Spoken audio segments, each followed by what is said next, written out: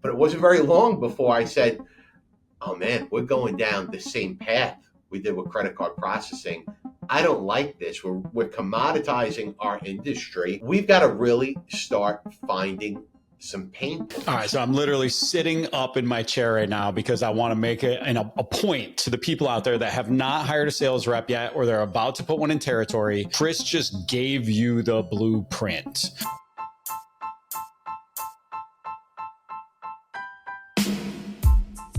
Welcome to Payrollin', the show where you will learn how to operate and grow your payroll business from the most dynamic minds in the business. If your company offers payroll services, this is the podcast for you. And now, here's your host, Matt Vaadi. Let's go.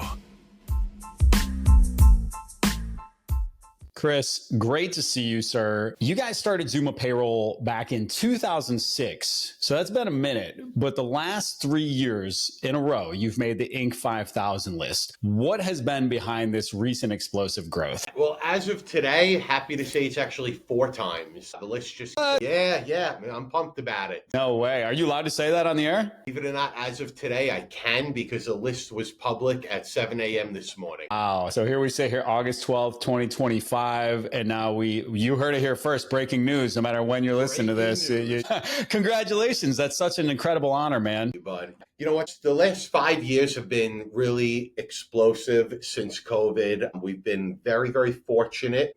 You know, I would say everything changed right before COVID when we kind of got into the construction niche, literally just before COVID. But you know, the truth is we've been in business since 2006, but the name of the company is Zuma Payroll and Processing. And the reason for that is we started actually as a credit card processing company. We didn't do payroll until 2012. We started that line of services in 2012, and then really kind of took us a few years to learn what we were doing. COVID hit, and we came out of COVID just with a lot of things lined up. The right people, the right tenacity, the right time, a little bit of luck, probably a lot of luck sprinkled in there. And, you know, being in New York, it's a great market to be in. Yeah, it's been a ride. It's been a ride for sure. That's amazing. Congrats again. So let's unpack this a little bit. So pre-COVID, all of a sudden you go into the construction niche. Why then? What caused that? And what has that done for the business since focusing on a singular niche? Yeah, so today, you know, it's not all we focus on, but it's a big part of our focus. We've got a second dedicated division in the company called Zuma Payroll for Contractors. What basically happened was, again, a lot of timing and execution at the right time. So a few years ago, their Benefit Mall was purchased by ADP. I'm sure everyone kind of remembers that. Part of Benefit Mall, they had a little niche themselves of the original DSI employees, which were people that only worked in that heavy construction area. So job costing, union benefit calcs, union remittance, things like that. But when ADP bought Benefit Mall, it kind of left a hole in the market. And a lot of contractors here in New York or the tri-state area realized that ADP was not going to be able to fulfill the needs that they had. So a lot of them converted over to, I think I'm going from memory here, but I think it was Paylocity. And as that happened, we actually got one of those clients. One of our sales reps went out there, got one of these clients. And as we started onboarding them, we realized they had these really unique needs that we were not qualified to do.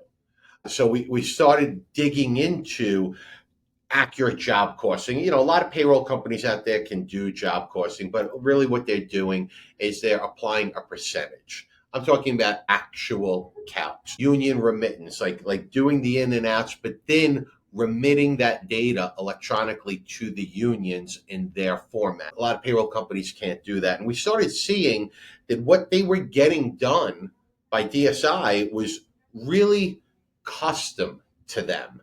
And we saw now that this didn't exist. Wow, there's really a hole in the market that somebody needs to fill. We kind of just started, you know, one of the things we've always been a fan of is having IT and people in-house. So I've had my IT team with me since before we were payroll.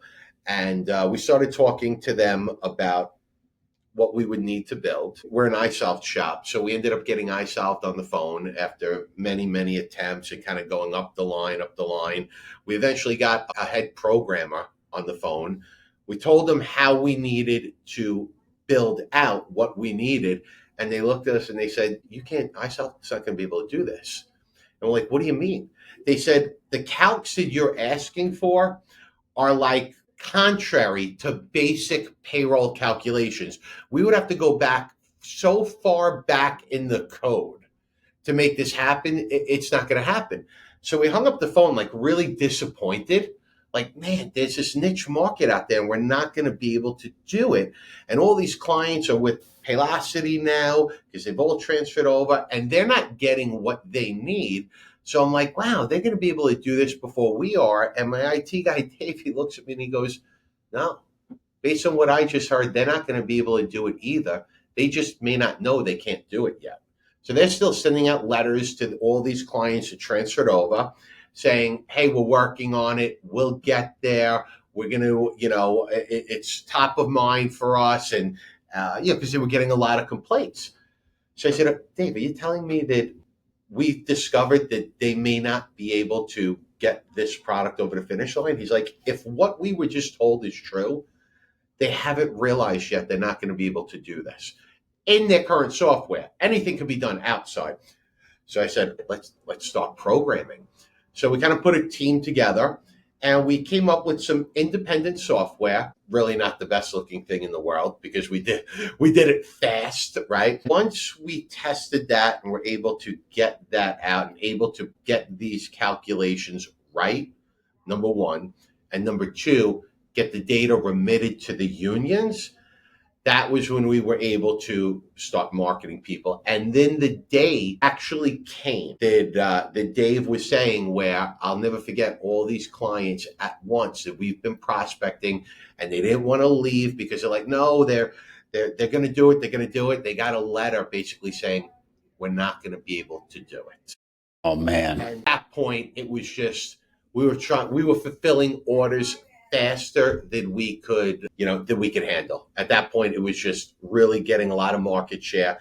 Then the unions themselves started referring clients to us, and that's what really expedited the growth. That revenue allowed us to now hire more salespeople, go into diversified markets. Yeah, that was, kind of prior to that, like anything else, we were just like every other bootstrapping company out there, knocking on doors, building relationships, one sale at a time. But that whole ADP acquisition of Benefit More was game changing for us. That is incredible. So, I mean, you guys saw a unique gap in the market. You capitalized. Dave was right. You placed a big bet. Yes. You did, a lot of people describe me the same way. Doesn't look good, but it works. Yes. Right.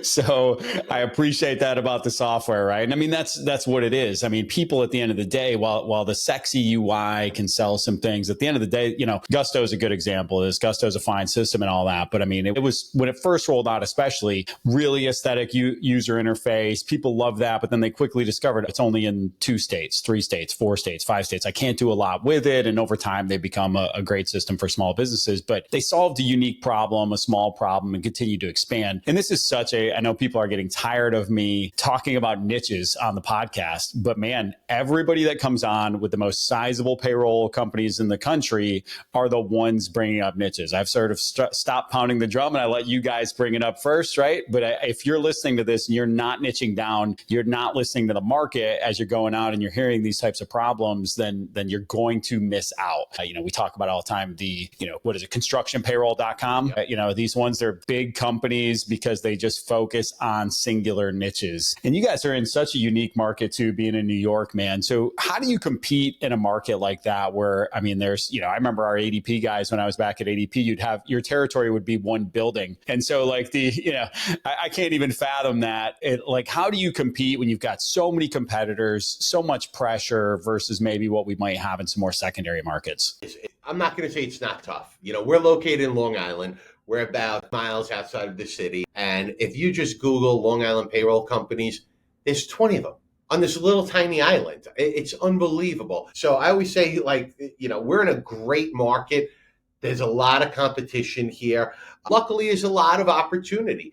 And it really, like you said, niches are one of the areas where you're going to, win competitively. We also have a very strong sales team. It's a small team of 5 people, but all 5 of them are located here in Long Island. So while, we do have accounts nationally, we have a heavy presence in the tri-state area.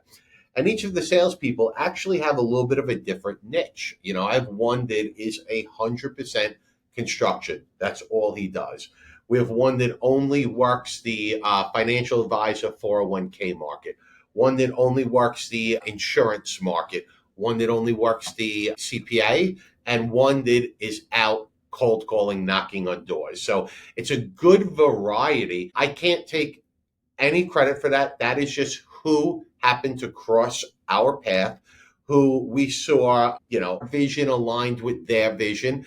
And it's like sales, like anything else. You hire 5 people, maybe one of them lasts at the end. So these are kind of the last survivors, if you would. So it did turn, and part of that might be that they're not really competing with each other, that they're getting their business in different ways. So when you, in a way, that alone is niche, right? If you're working with a CPA, you're not competing with other people. You're working off their referrals and obviously multiple CPAs. And same thing with construction. You're not really competing with anybody if your level of understanding is more so than your competition. That's what I would really say the differentiator is. Y'all are going into war, only about half of you are coming back, right? So help me understand that. I just want to clarify. So when you say financial services, 401k, CPA, are they channel partners? So they're calling purely on channel partners and then opening the accounts could be any industry that partner brings? Yeah, absolutely. Excellent.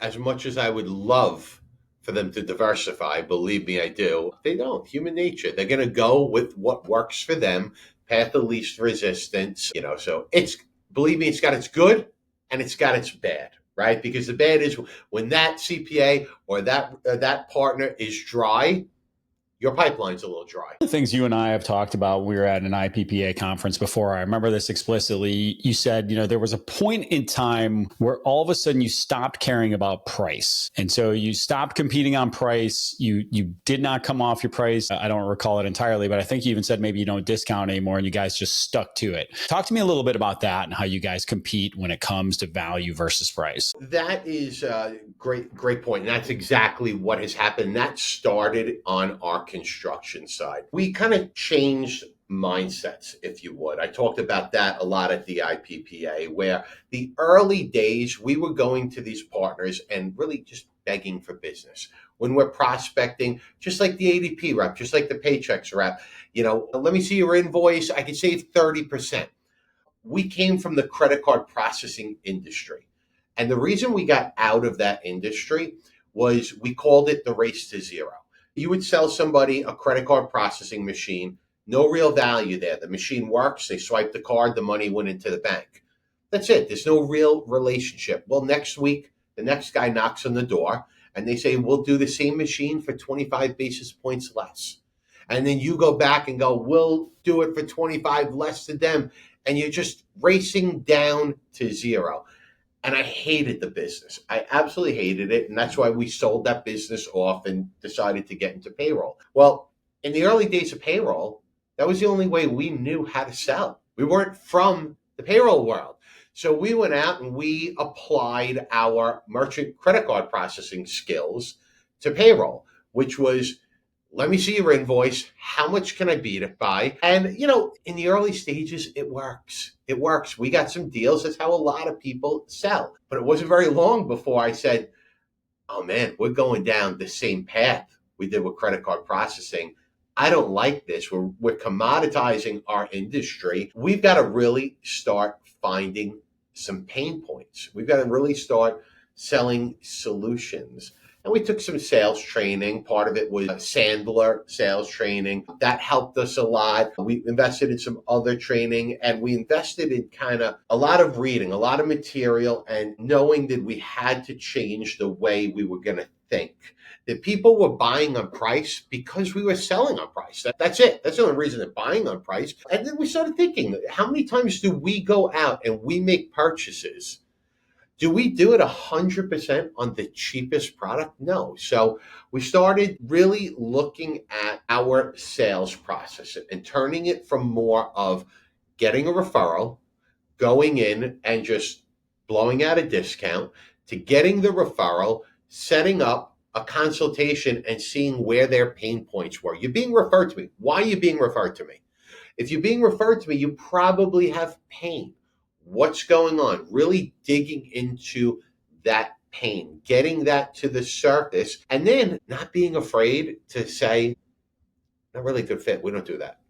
We don't, if you could have the confidence to say to people, I can't help, then the ones you can help, you are so sure you can help, that the client's not willing to invest with you. The not a good fit thing is so crazy because it's funny. I had a sales call earlier this week where we told the guy in the first 7 minutes, like, look, we are definitely not a good fit for you guys. Here's all the reasons why. And then they make you explain for the next 30 minutes why they should do, please tell me why we're not a good fit. And then they're trying to come up with all the reasons why they could be a good fit. And I'm like, man, this is not some psychological thing. Like, I literally am telling you, we can't fulfill the needs that you have based on our system in the target market. It's actually a Sandler technique too, where they tell you to kind of push away from the table. And I'm like, dude, I'm not using any techniques here, man. Like, we just can't serve you. It's not a good fit. It'll be bad for you and it'll be bad for us. And it's funny, we laugh about it internally because we try. The only thing we are good at here when it comes to the sales process is getting people out of the pipe quickly that are not a good fit. We have an incredibly high close rate because we shoot people out fast, because we have a very mature sales team that doesn't have time or patience to drag people through sales processes. But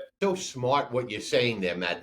That's so smart, because I would rather have less of a better quality client, a relationship that's mutually beneficial. We're glad you're a client of ours and you see value in us. Sales leaders, what you have to think about there is what happens is the reason people drag bad prospects through a pipeline is because of pressure from sales leadership. They have to have Salesforce.com filled with deals. And so therefore they want all this stuff in there and they keep dragging them along. But if you're focused on the leading indicators, hey, did they set enough appointments? Have they been doing the activities that get in front of people? And then maybe they're not pushing that many people through. Okay, that's a decent pipeline. But if they're not setting on the front end, then you've got a problem, or they're not getting in front of enough people. But you can't get mad at people for not closing enough deals if they're closing the ones that are good fit prospects for what you do. And that comes with maturity, that comes with time. And it's, one of those things, early stage reps, guys in their 20s are really just trying to drag everybody along. And quite frankly, they don't know who's a bad fit and who's a good fit because they don't know what the heck they're talking about. And that's just a byproduct of being a young cat. But you talked about a couple things in there. There's so many ways as you talk. We can go here. I did have a note though. I know I've mentioned this on here before, but Paycom in the early stages, man, again, back in my ADP days, my clients would actually send me over their emails and postcards that just said, we'll cut your ADP bill by 20 to 30%. You can get along cutting prices for a minute, but that's not Paycom's value prop anymore, right? Like they don't, that's not their deal anymore. That'll get you to a certain stage and then you've got to push past that. So if you're listening to this and you're still in the spot where you're going, hey, we're just going to undercut everybody locally, we're going to build a base, that's okay. But you have to mature past that at some point in your business development. Speaking on development,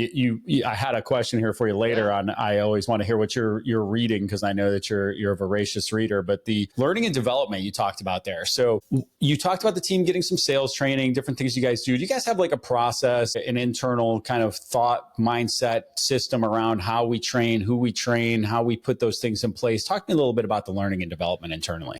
Honestly, I wish we could be a lot better at that. It's something that is on the forefront of what we're doing. Right now, what we're doing is we're trying to mature as a company and a sales organization, right?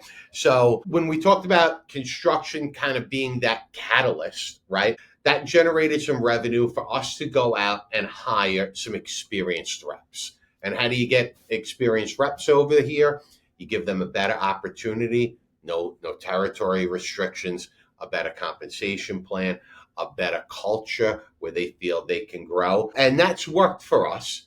Now we're at the point where we're trying to say, okay, how do we go from 5 salespeople to 20 salespeople? We're not going to keep getting those experienced veterans over here. And if we do, I don't even know if the economics are worth it, right? So we've now got to create a training and development system for new people. And it's really funny that you ask that question because I'm about 30 days into a true real life experiment. We have right now we have a brand new rep who is going out every single day. And what we said is, listen, we've got 1,000 active clients in this area. And we thought about the old ADP model. Here's all I want you to do. I want you to go knock on their doors, walk in there, brighten their day. Don't sell them anything. How are you? What do you need? Is there anything we could be doing better? Drop off some information, drop off some tchotchkes, and just let them know we're here. It's so nice to have that human connection. Ask for a referral. Ask for a Google review. That's another huge area because, and remind me to go back to the true importance of Google reviews. Ask for a Google review, then knock on the door to the left, knock on the door to the right, the old ADP model, reference the client, pick up the cards, and I don't have to tell you the model. We all know the model, right? And it works. So we're about 30 days into that, and we're seeing great results. So we just had a meeting Friday where, this rep is out doing that 5 times a week, Monday through Friday. Now she's got to hone it down because she's created such a pipeline of prospects. And now you got to start calling on them and you got to mix that in. So it's new to us. Up till now, we've been hiring people and saying, hey, who's your most successful rep? Go spend 30 days in the field with Dennis. Go spend 30 days in the field with Larry. Follow them, learn them, kind of that very, very unofficial shadowing someone. But now we're trying something new and I'll report back how it goes. I'm literally sitting up in my chair right now because I want to make a point to the people out there that have not hired a sales rep yet or they're about to put one in territory. Chris just gave you the blueprint. How are they going to learn faster than going out and talking to your customers, right? So I'm not here to sell you anything. I want to hear about your experience. I want to understand the solutions better. I'm new on the team. Dummy up is a technique in sales, right? Like I dummy up to the prospect. Well, in reality, this is, again, you don't have time. If you're an organization, $750K to 1.5 million or wherever that mark is where you're getting ready to hire that first sales rep, this is the most simple playbook you can execute because let's face it, when you hire a salesperson, it takes a ton of your time. The first salesperson is so hard because they are attached to your hip or they're just wavering in the wind, right? Or unless you have big bucks in your pocket, you went out and you hired an experienced person that's going to run a territory. Very rarely is that your first salesperson. So just gave you a perfectly executable training process for that person. Spend some time with them. Hey, here's the account list. Go out, talk to them, knock on the door next to them, knock on the door next to them. Again, this is the model. Ask for a referral, ask for a Google review. They'll create more value in the first 30 days than if you've got them back in the office, hammering the phones, going through scripts. That is 100 times more effective. And again, if you've got to that revenue point, you've got 200, 300, 400 clients that got you there. They've got plenty of people to go out and visit over those first 30, 60, 90. That is awesome, dude. Yeah, I literally had it written down here, 347 Google reviews, bro. What are you guys doing out there to get all these reviews, man? That's amazing. 5 stars, of course, across the board. You know what? When we do something nice, we ask for it. If you satisfy a client, maybe they have a crazy request. Maybe they went out of their way to send. You've probably seen this before. You get an email from a client that says how pleased they were with the onboarding process. Just ask them. That's awesome. Can you do me a favor? Leave me a Google review. And like any other sale, you just have to ask for it. But here's the importance of Google reviews. And obviously, there's all sorts of analytics. I mean, and I'm not even going to talk all the positive analytics that it generates. I'm just going to talk brand awareness. When you drop a card off or you meet somebody, nobody's going to your website directly. They're Googling you to get to your website. I count on that.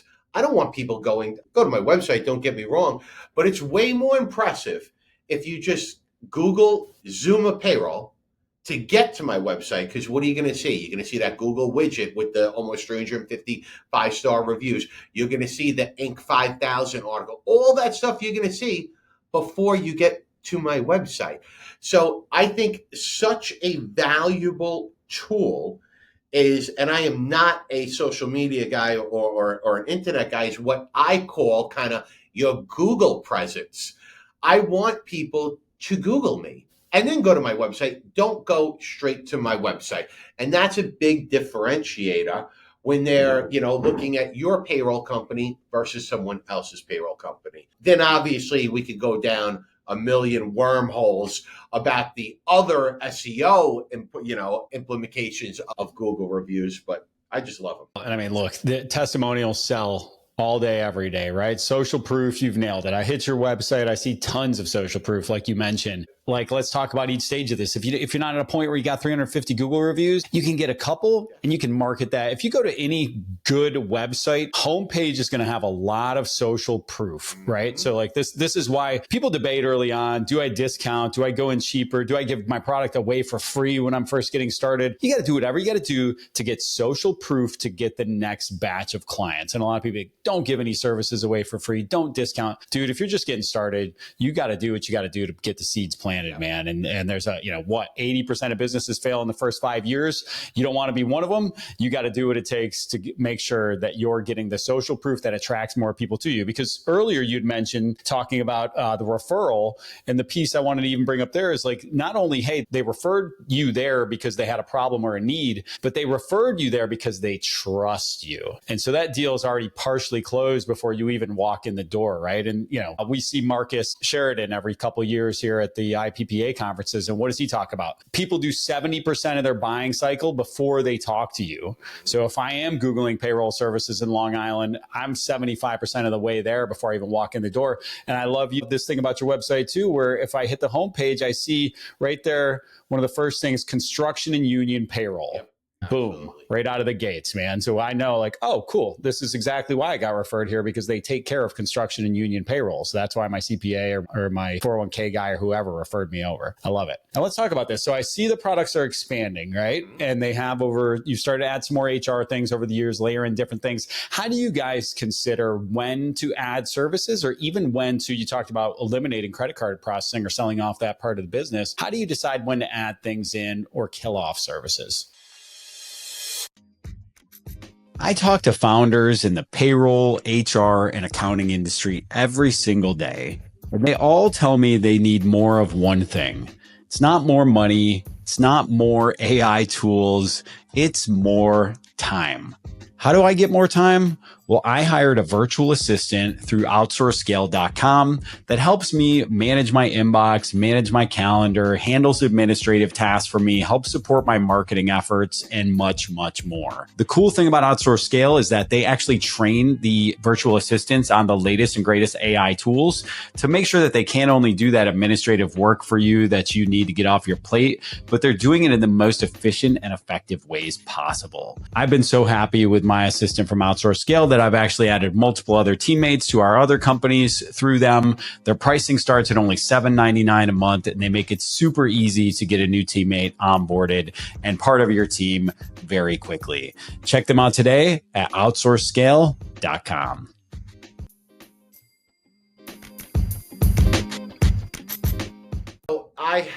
I'm a big believer in narrowing your offerings. I would rather be really, really good at less things. Okay. So when we add new things, or when we feel we're up for that challenge. Okay. And even today, as we sit here, if you use iSolve software or UKG software, there's so many different offerings you can offer, and we don't offer them all, right? We focus on what 95% of the market needs, right? They need good payroll. They need onboarding. They need time and attendance. They need benefits. They need HR. Things like LMS. Is there a place for this? Yes. Or applicant tracking. They are things that we do, but don't necessarily focus on. We have a client that needs that solution. We can offer that solution. I find that's a dangerous road to go down, is just that wide variety of offerings. Again, this industry is shifting from payroll to HCM. We all know that. But we need to be really, really good at the core competencies, right? And we've had a lot of growth really, really quickly. So the only way to really survive that growth, keep your Google reviews where they are, keep the revenue where it is, not drink out of the fire hose, right? That's a big expression. I feel like I'm drinking out of the fire hose. Why? just back up a little bit and don't go in aggressively. So when we were in the credit card business, the reason we got rid of that is we didn't like the business, anymore. We decided to go into payroll, and it wasn't just done overnight. Next time you're at the IPPA and Elisa's there, ask her how she found out we were in the payroll business, right? And here's how she found out. We did a lot of research. I did a lot of reading on it. She came in one day to work and there was a second phone on her desk. And if this is not just any entrepreneur, this is how entrepreneurs do things. And she said, "What is that?" I said, "If it rings, answer it Zuma Payroll, put them on hold and come get me." And she looked at me, she goes, "What?" Yeah, so you have to take action, right? That's what entrepreneurs do, is they take action. But it's very easy to take action and then let things get away with you. You have to. We were payroll only in New York only, and we had to learn how things worked. And then into New Jersey, then into Connecticut. So very, very slowly and methodically. It's how you truly bootstrap a company versus taking in, money from, venture capitalists, angel investors, hiring everybody. I don't have experience with that. I only know how to go slow, steady, and well thought out. And it's so hard to start.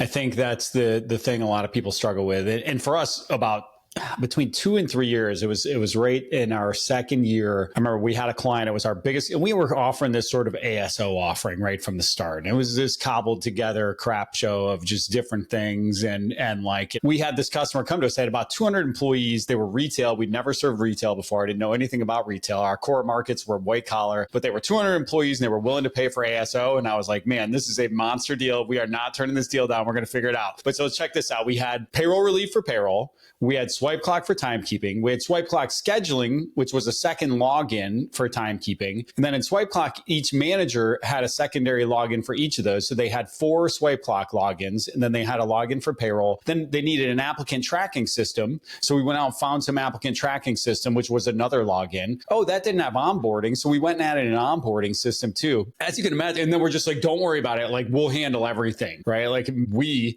and one other person. So this thing is blowing up daily. I'm over there, and they're like, their entire staff is military veterans, and they're just super feisty and sassy, and they got all these crazy HR issues happening all the time. And I'm on the phone with them constantly trying to solve HR issues at their stores. And then finally it just blows up, and they leave. And this is a $10,000 a month client for us at a point where we, $10,000 a month was an astronomical amount of money to us. And they just went away. And then because of the same reason, I had 2 other customers go away that are about $3,000 to $4,000 a month. And at that point, as small as we were, man, I think that was 25% of our revenue, 30% of our revenue. And this was going right into Q4. So the deal. Q1 is when you stack your new units. Yeah. It's when you grow. It's when you take off. It's when the next year's sort of started. We were going into January losing 30% of our revenue, not growing. And I couldn't even backfill what I lost. And so I thought I finally had it figured out. I was finally starting to take a paycheck. And then all of a sudden I lose all this money. And I was like, man, we're done. But this is this thing, man. So here we are 11 years in, and we're doing the same thing right now where it's like, hey, you kind of you expand, you offer all this stuff, and then you see what the clients actually want and need over time and what you can serve and serve well. And then you prune all that stuff back and you focus on what matters. And this is going to happen over and over again in the course of your business, but it's something that, you just have to get used to, and you're going to make those mistakes. And it's the one thing I tell,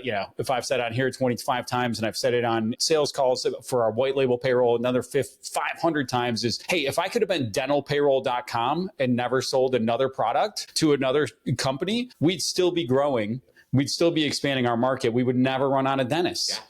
Yeah. And they just need payroll, right? Like, it's really tempting to add all these things. Applicant tracking to me is the funniest one because the customers all think they need applicant tracking. And I'm like, dude, so little data even comes over from an applicant tracking system that it's comical how much time and energy people spend maintaining. Now look, recruiter, like resume database. Okay. I'll give you that if that's your thing, but it does not need to be integrated in any way, shape or form. You heard it here first. Just ask Swipe Clock. They struggled. Swipe Clock was giving away that applicant tracking system for a while because they couldn't get anybody to buy it. Yes. What's really interesting, though, is that story you just told is such a great story because that goes back to, and it's really just the same message over and over.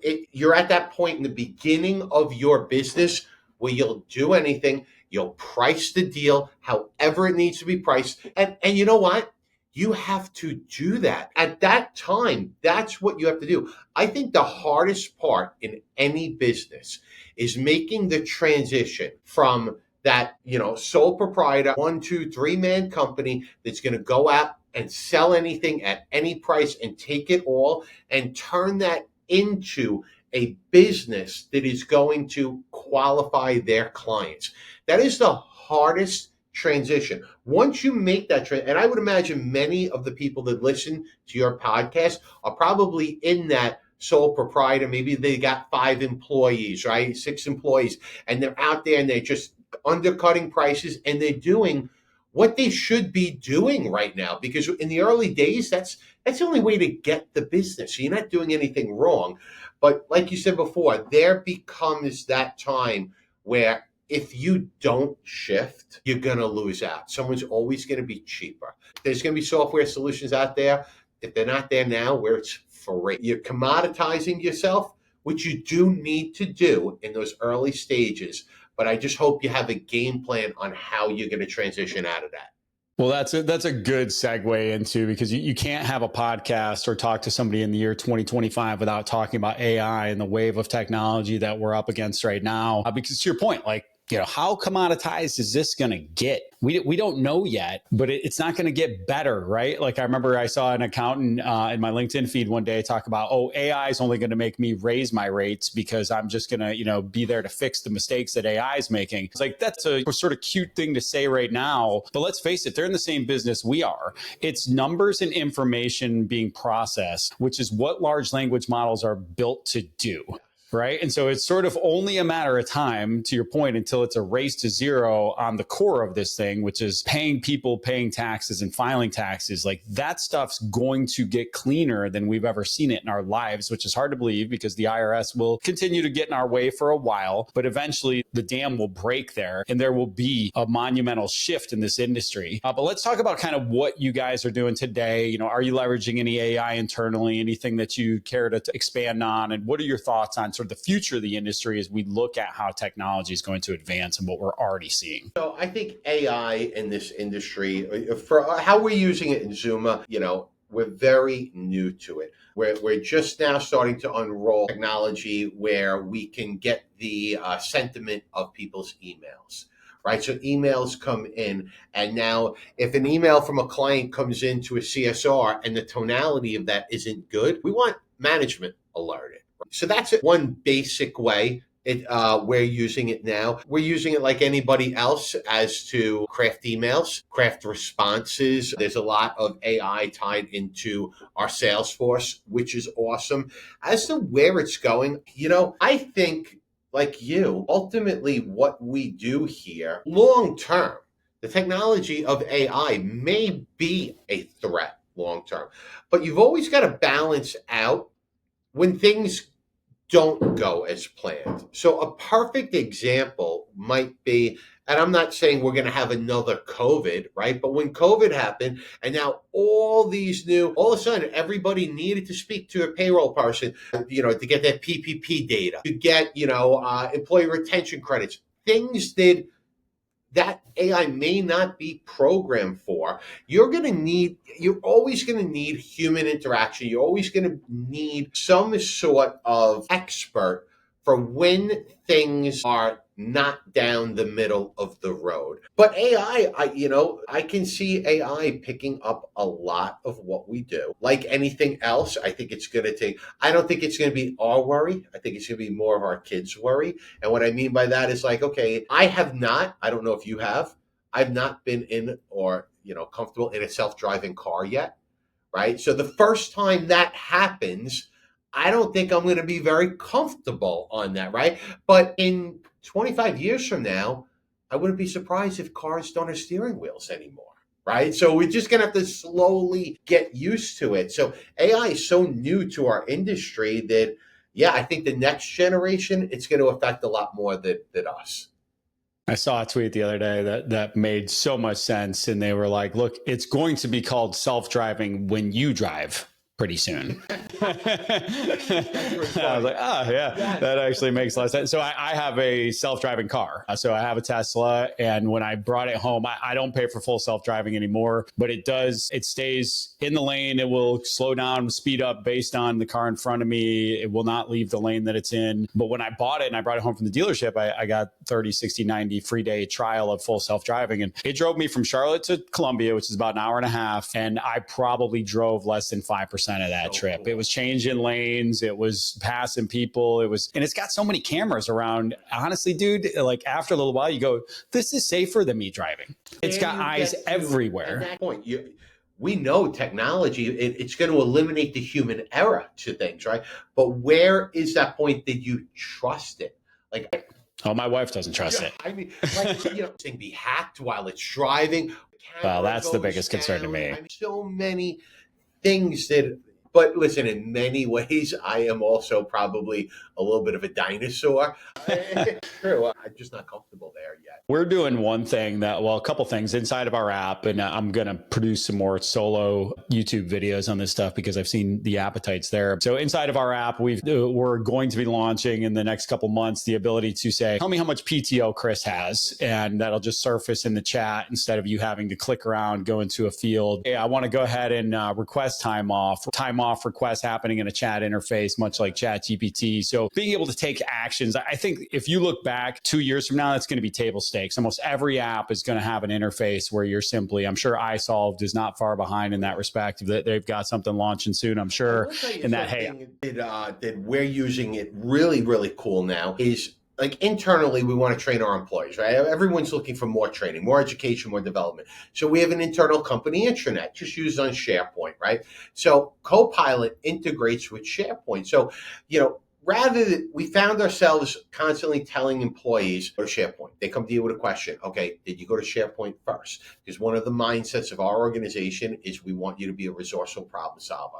So did you try to solve this problem on your own before you just ran to your manager, to solve it for you? So we're constantly referring people to SharePoint. Well, AI now, utilizing Copilot, you could kind of just ask it what you want, and it's going to mine through your internal intranet and get answers. So we do use AI that way internally, and that's been awesome. I'm excited to see where it goes. I wish I knew more about it, but I think I'm too busy counting numbers and pushing salespeople to hit quote. Well, and that's the thing too, is you got to find that delicate balance. And I struggle with that every day of like, how much time am I going to spend playing around with this stuff, trying to solve business problems with it versus doing my job, right? There's a fine line there because, but it's something that you've got to push through. And I read some people out there might know Jason Lemkin. He's the founder of SaaStr, big SaaS conference out in Silicon Valley. He's one of the godfathers of Silicon Valley. He kind of was one of the early players in SaaS to make a big unicorn exit. SaaStr does tens of millions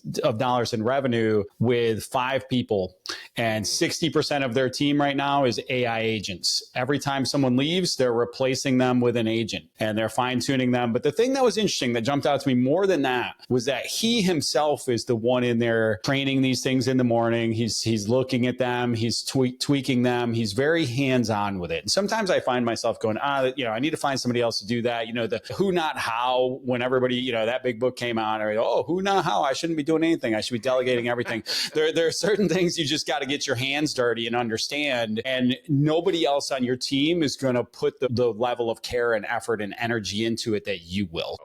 There's a line there, but I would say make sure that you're not trying. If you think you're going to delegate technological expertise, like, man, we got a lot of living left to do, bro. Like, we got to make sure we know what the heck is going on for the next 30, 40 years, right? Absolutely.